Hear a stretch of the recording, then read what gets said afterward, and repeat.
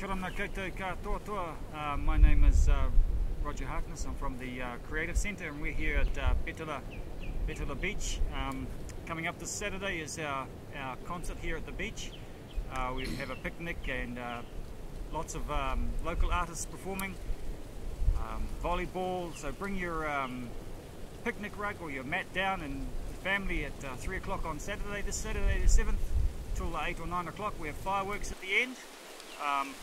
Our tickets are available exclusively at the Creative Centre, BCI Bank and at Bond Store. They have a lucky ticket number, so if you buy your tickets early, be in to win a spot prize on the day. Otherwise, buy your tickets at the gate.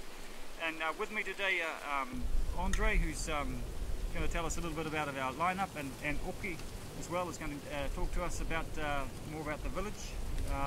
So I'll just hand you over to Oki first. Yeah. Thank you, Roger. Kia ora. Tēnā e te tangata tākoto e akorono mera te te Roger. E te tai puakatere no te tākotainga ko te Creative Centre. Kimi angai te tai au tauturu no te tuanga o tātātu tākotainga o te kukāru nei. E karanga e raroa ke te tamurumuru anga te Creative Centre.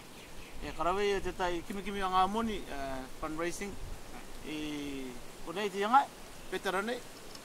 E karanga e the beach of Betela. E kanono rātou te te wanga tamataura. E o band te tai te maiti e mai no te tātātu au pupu band i runga i te tua te inua. Te kaere mai kone ka tamataura. Pati anga e te tangata, especially e tātou i puekura nei, pera katoa i Betela nei. E tu te tuanga tuputi anga ngurtu e tātou, e pati atu nei tātou turuanga. Ki ara mai tātou ki a tākotai mai i te tiangai. Te charge, te cover charge no te concert, no te anga tamataura e tangurutara. E te oko nei te reira ki te tuanga tā rātia i akakite atu BCI. BCI e pera katoa koe tō rātou centre. Me karera, ero mai koe te gate. Ka oko te tiketi tangurutara ki reira. Mataura te, pai mai toko tō moenga. Pute urunga no te tamariki, no te takotokoto. Ororua a manakai. E akamatai te akuranga. Ero atu ki tō rā haie. E wanga tamataura, e wanga katikati. Ina ke o e kariro te reira, pai mai te puapinga e tāti e tāokotai anga e kimi nei. Ka tātou i tuanga o iau ki o te turuanga. E ranga mai tātou tauturu. Pai mai tātou tangurutara, me kare, te tai moni tauturu, donations.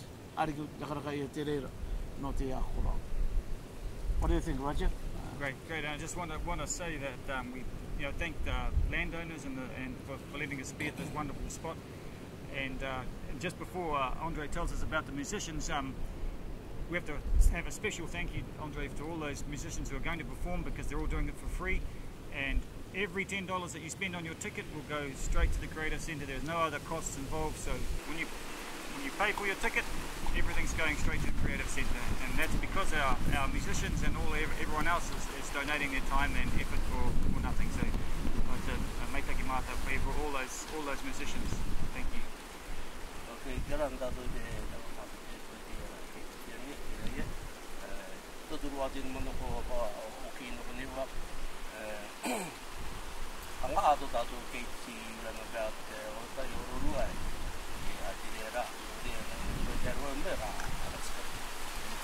be an official opening in the Rarotonga.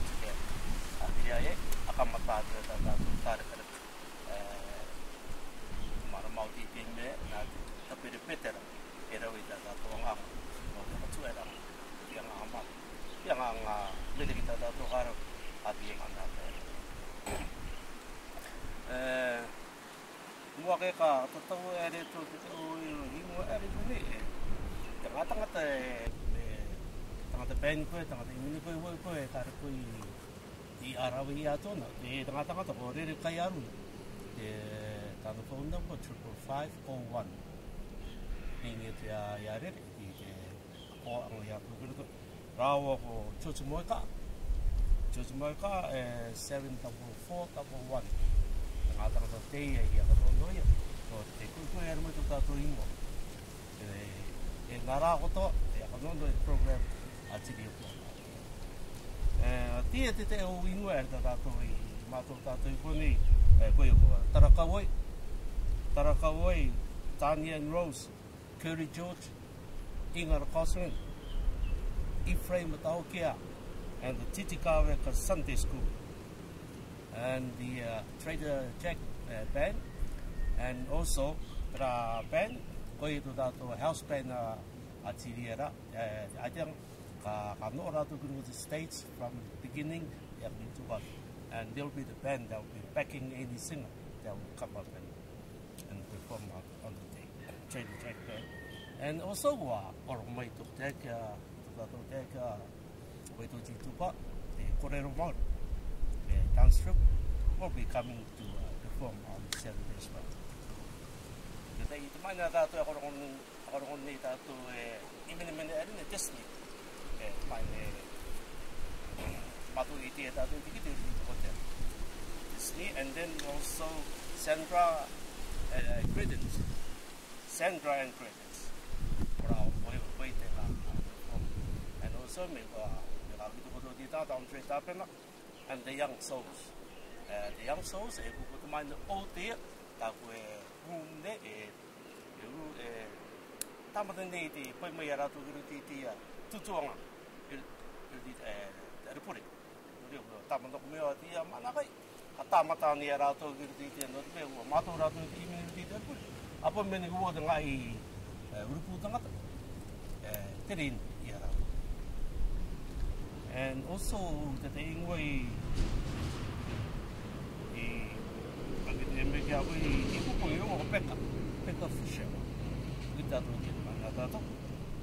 and also there will be a lot of maybe 2 or 3 string bands that are in battle in I don't know where or the string band, but there will be a couple of string bands on the day. And also to end up there are some up and coming young talents that we're going to introduce on the day.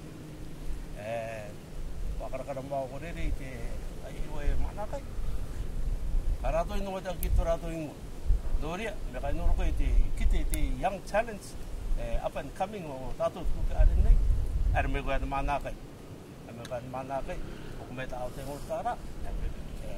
and watch this young and upcoming talent without the good back to you. Just like to mention, I mention it was $10 a ticket, all going towards the Creative Centre, and sort of the theme of the day for the Creative Centre is an inclusive society. We want everyone who's able, men, women, disability, whatever, to come and enjoy the day and just bring the island community together, and so that everyone is a part of our community, and we embrace all differences and all members of society. So come on down. Like I say, bring your picnic. There will be some food stalls available, but come prepared. There's refreshments. You can bring your own refreshments, and Tixmart's just across the road. So look forward to seeing you all on Saturday. And also, Roger, I understand the kids from 12 years and under. Oh yeah, 12 years and under, gold coin, and you get in. And we'll have a beach dig on the beach for the kids with prizes in the sand there. We'll have to bury them in deep down, so it keeps you busy for a long time. And we'll have a volleyball net up and some games happening. So it should be a fun day, as everyone's always looking for something to do on a Saturday, especially after the market's finished. Come on down and enjoy yourself well into the evening. Hey, Roger, could you just explain a little bit more about Creative Centre? Creative Centre has been running for some time with some hard work from some previous people, and we provide care and education and support for adults, all adults on the island who have some need, a disability or intellectual physical disability, and we provide care and education and a meal, and we pick them up, drop them off 50 weeks of the year, and like I said before, everyone is included, is welcome to come down to the Creative Centre and have a look and see what we do. But we just provide support for people that struggle in the community, and we rely on the community to help out with that. But best thing for everyone to come on down to the Creative Centre and have a look, because that's how you. Thank you, Roger. Tēnā tō tātou I te tangata kia koranga o te takotainga, koe o te tauturuanga I tō tātou I te tangata I roto I te oranga tūkaui. Ngere, I roto I te tuanga no te oranga kopapa, pera katoa no te tūranga o te education. Te riro nei te takotainga turu, tauturu. No te rea tūoranga roto I tō tātou aumutuare, roto I tō tātou waka, roto I tō tātou basile. Rea nganga meita ki te katupu ia nei, roto I tō tātou tuanga o te basile.